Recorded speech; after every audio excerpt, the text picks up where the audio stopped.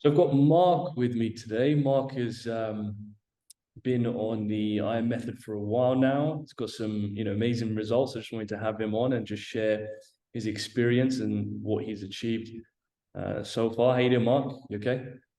I'm good. Brilliant. Do you want to do a brief intro and then we'll jump into it? What do you want just to know about me? Yeah, just a little bit about you, kind Yeah. of your lifestyle, what you do. Yeah. So I am a founder and owner of a consulting firm.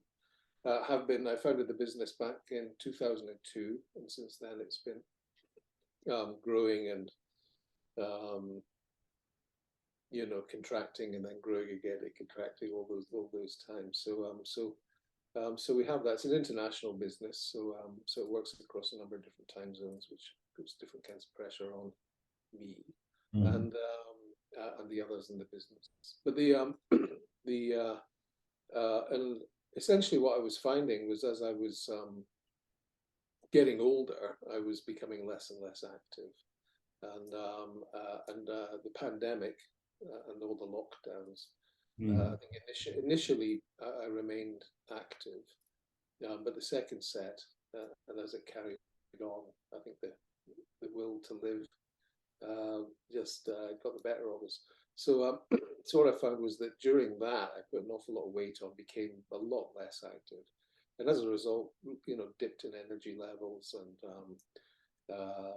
I think also in terms of just from a mental health perspective, I was feeling as though I couldn't deal with the stress, the pace, um,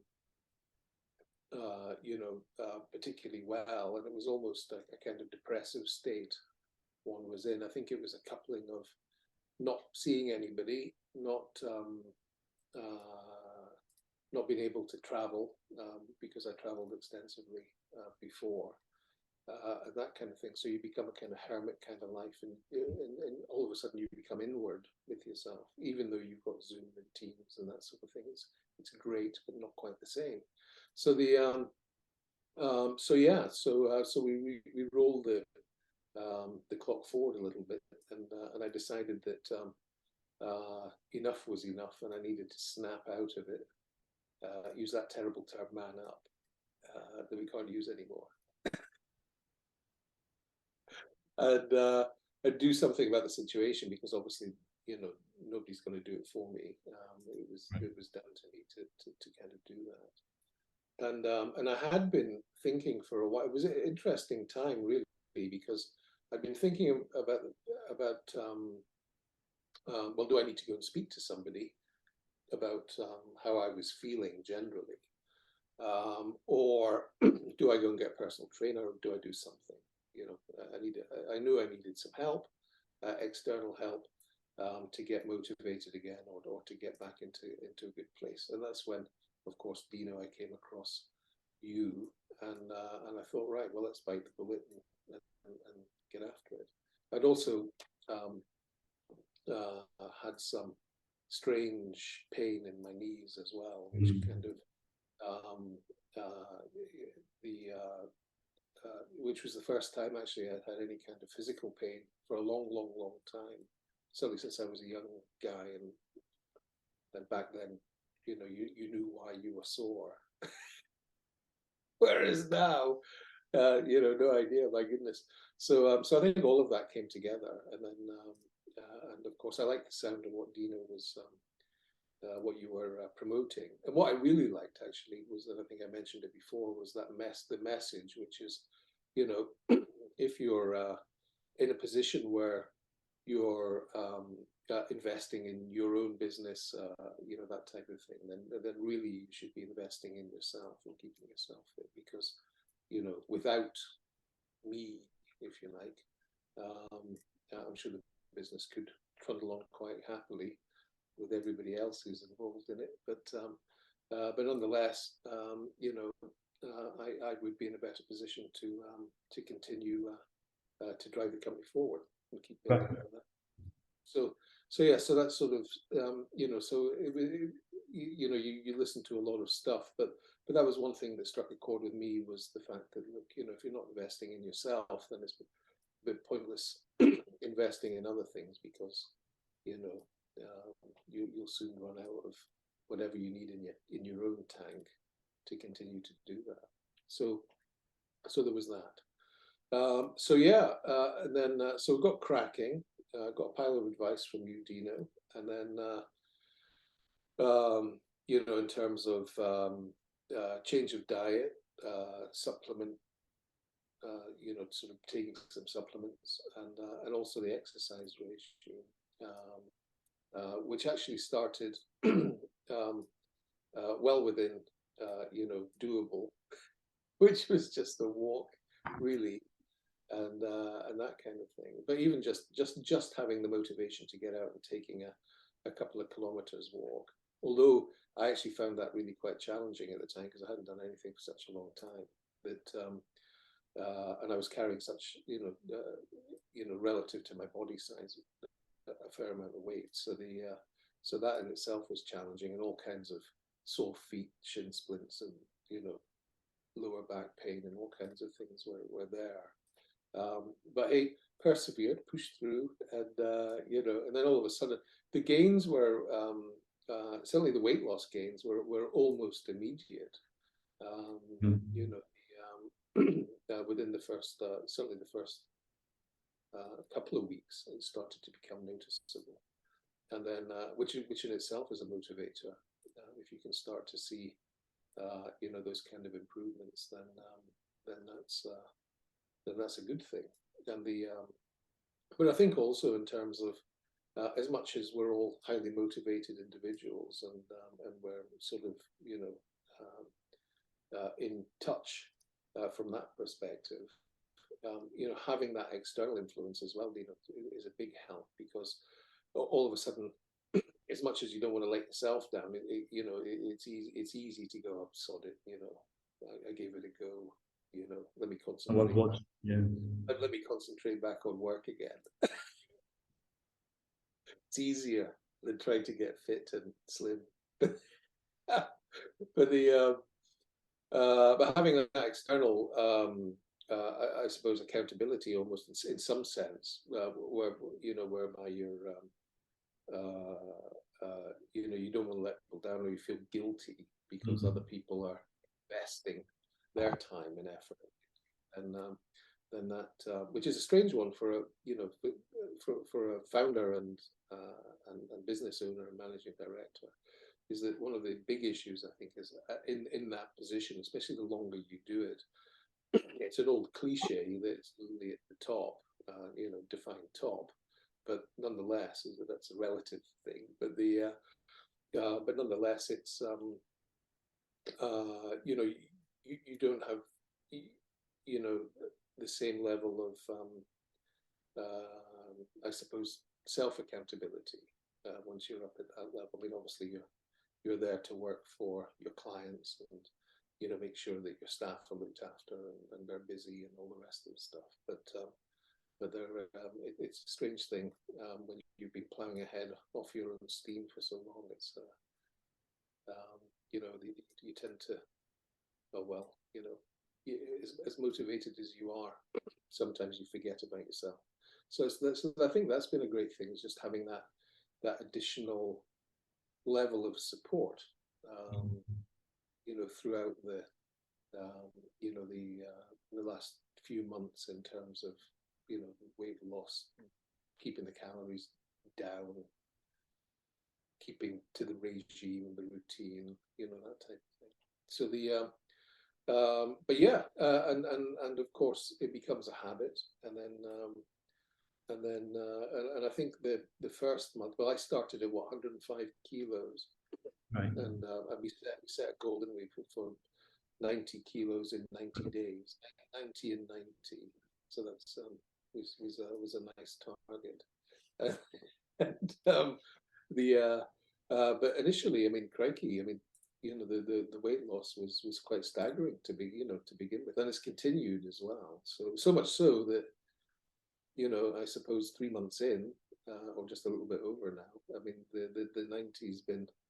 the 90 threshold has been met and surpassed. You know, Amazing.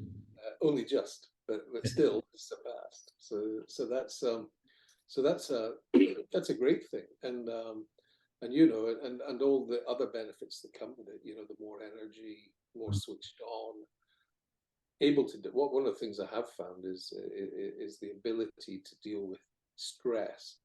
I always find January and February the two most stressful months that in the year that I have, and I think it could well be exacerbated by you know, the long winter months and the dark short days, long nights, and that kind of thing. Touch of sad in there as well, playing on it. So I'm sure I'm not alone with that. But yeah, so I always find January and February the hardest months of the year for me from a stress perspective. And of course, dealing with all of that this year seems to be much easier, certainly than last year, albeit you can't really compare because we were still being, you know, under the threat of being shut down, locked up, and all the rest of the stuff last year. But yeah, so heart rates come down, resting heart rates way down, which I think is a good thing. It was up a little bit high. Yeah, and I'm just feeling great for it all. So you know, and actually, I must say that albeit that the activities happen every day, I don't feel as though they're intrusive in my time. Right. You know, which is key, because you don't want to be, if you're already busy, you don't want to be burdening yourself with even more stuff. So, but I don't feel as though it's preventing anything from happening, and it doesn't feel like a chore to have to kind of stand up and get out there for that walk or go down to the gym or whatever. So that's good. The other thing I did do as well at the same time was I stopped. I told myself I was going to stop drinking alcohol, but in actual fact I've cut down. But in the main, the periods between drinking alcohol have really extended, you know, to weeks rather than. Yeah. And that made a huge difference, because I think all those, I don't know if they're empty calories one gets with alcohol, but they're certainly you know, knocking that out of the sort of routine was good. What else did we stop doing? I cut bread, a lot of bread. I'm still eating bread, obviously, but brown bread. But kind of white breads, white pasta, and all that kind of stuff has gone out of my diet. And that wasn't something that I asked you to do. That was something that you just felt that you wanted to do it. Yes, that's right. And also, I've been feeling for a while as though quite bloated. So what happened? I've got teenage boys. They like a beer. I hadn't drank beer for years. All of a sudden, because they had beer, I was drinking beer. So I think that was bloating me up.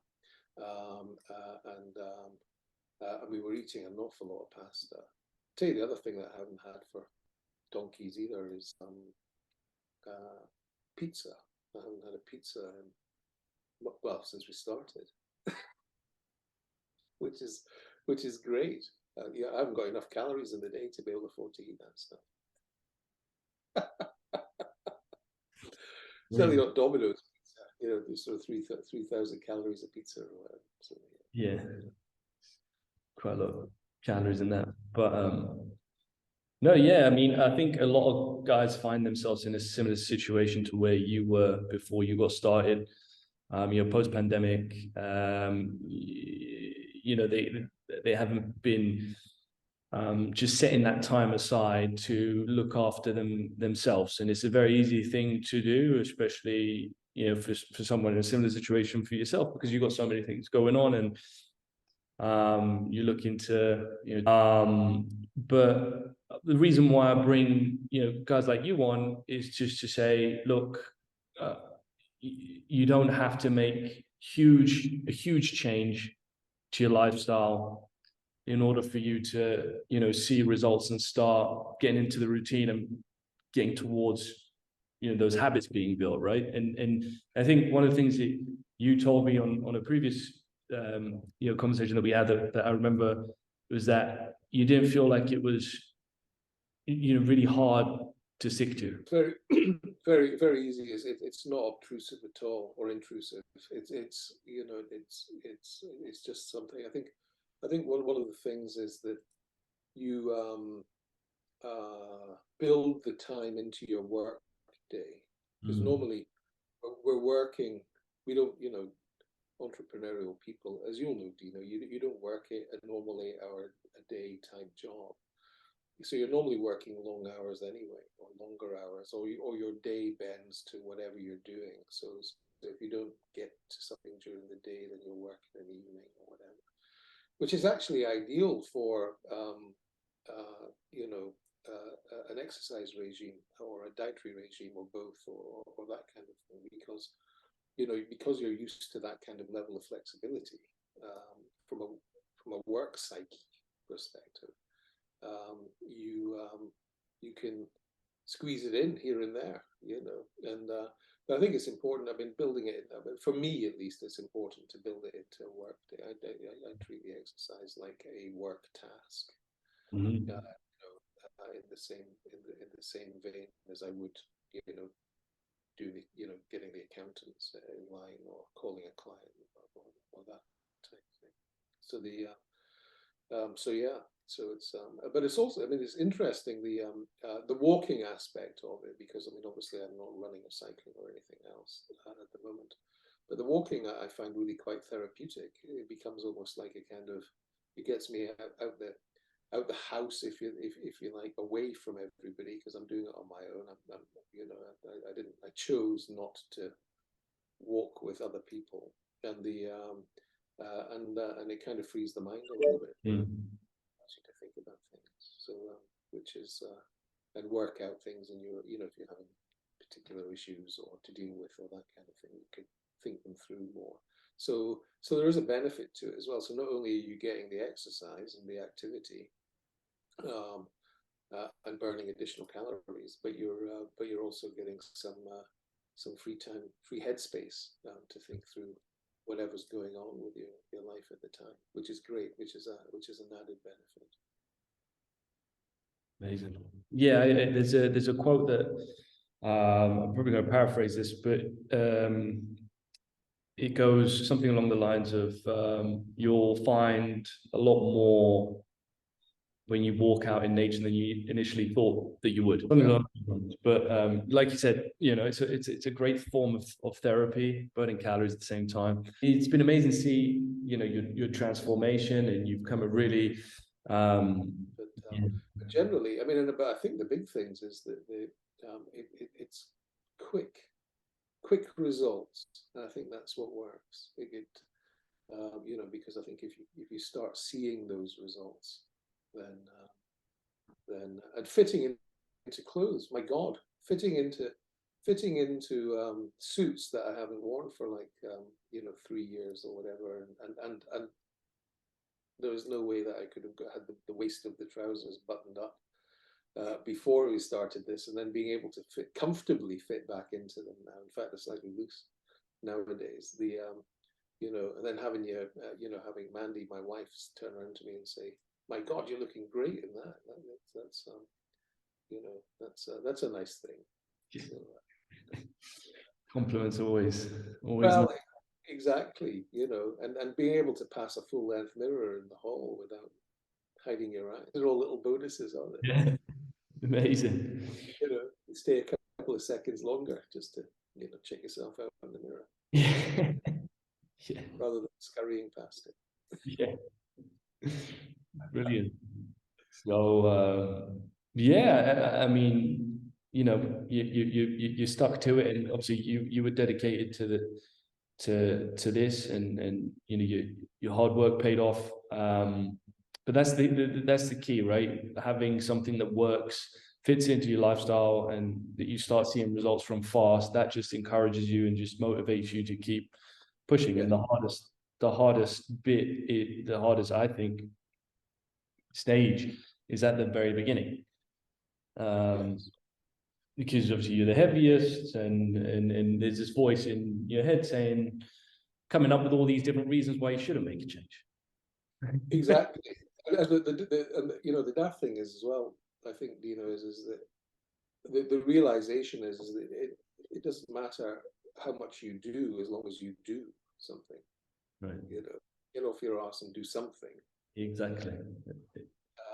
And even if it is just a walk to the end of the street and back, then that's still something, and you can build on that. I think, because I think the other problem is, I think if you're it's not necessarily a bad problem to have, but if you're a motivated individual, self-motivated individual, I think there's always a little bit of psychology that's sort of saying, well, I used to be able to do a lot more. Now I can't do it, so I'm not going to bother doing it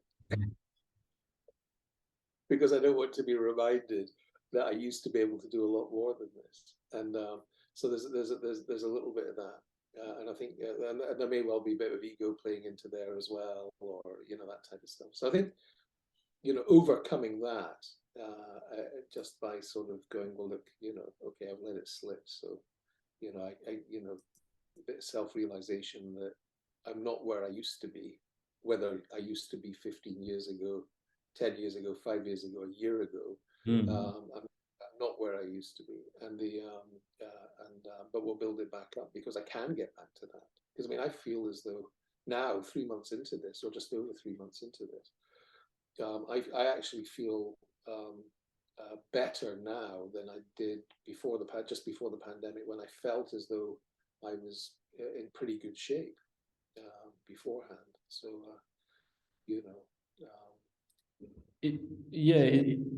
I think it's similar to running.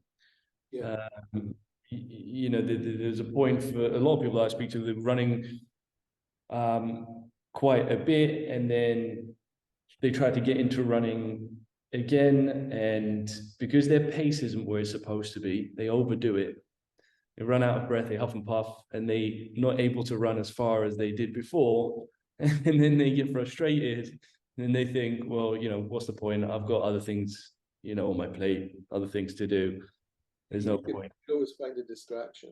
Yeah, exactly. But if you're going at the right pace and you're doing things properly, and you're reminding yourself of, okay, yeah, I can get back to where I am, but I need to, not necessarily work more, but work smarter. In actual fact, you get to a point now where, I'm mildly pissed off if I don't get out at least for a walk. It's like, oh my God, I need to go and do something. Yeah, because you know how great you're going to feel afterwards, and you want to feel that feeling. And if you're stationary for too long, it gets to you, starts nagging at you. But that's a sign that you built a habit there, which is great. Yeah, and even to the point of when we drive into the city, for example, we'll park the car further away, and I'll walk. Yeah. You're kind of looking for things where you can be more active, rather than before you were looking to park as close to your destination as possible so you wouldn't have to walk. Whereas the opposite's now true. You're looking for reasons to actually be active. So it's So then I got one last question for you. So if there's someone watching this, and they're in a similar situation to where you were before you got started, they want to make a change, but at the same time they've got that voice in their head coming up with a lot of different excuses. What would you say to that person thinking about joining? Well, good question. Sitting on the fence then. Well, exactly. What would you say? It always sounds sweet, isn't it?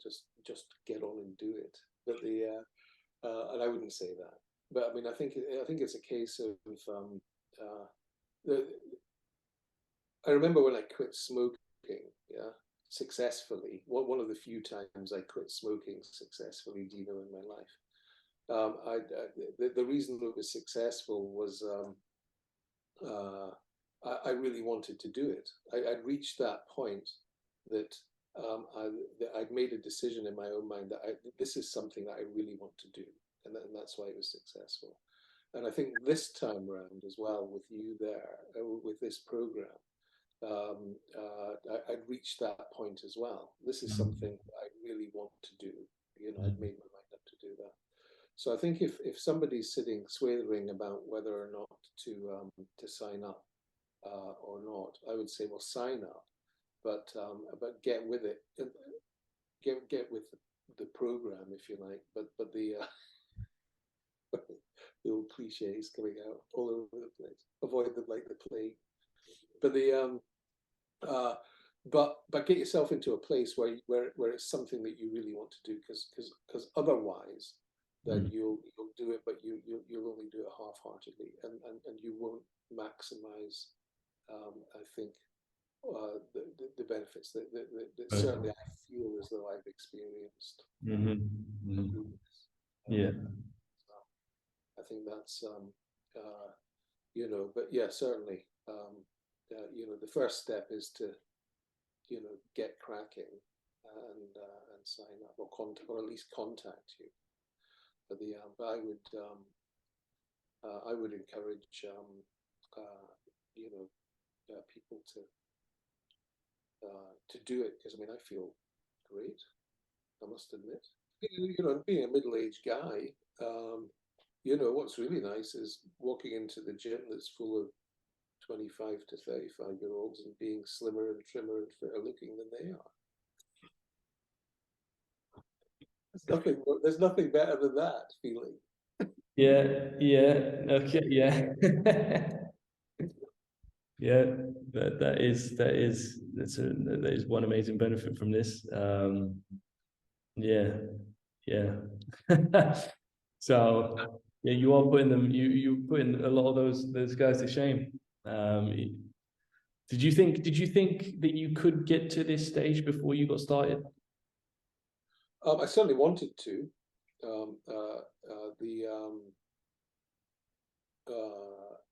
Did I think I could get to it? I hoped I could. Yeah. Whether or not I actually thought it would be harder. I actually thought that it would require far more time and effort to get here than actually it has done. I must admit, you know, it's been actually remarkable. The small changes, the daily activity rather than, you know, the exercise routine and that kind of thing has been less burdensome than I thought that it was going to be, which is great. You know, in actual fact, it's almost, I wouldn't say it was effortless, but but it's been a lot less, you know, intrusive and you know, it doesn't feel. I don't feel as though I've had to make sacrifices or do anything like that to be able to achieve it, which I think is something that plays on your mind. I think, crikey, I'm busy anyway. Where am I going to find time to do this? That actually was, you know, the biggest realization was that no, in actual fact, you do have time, and it's relatively straightforward to fit it in.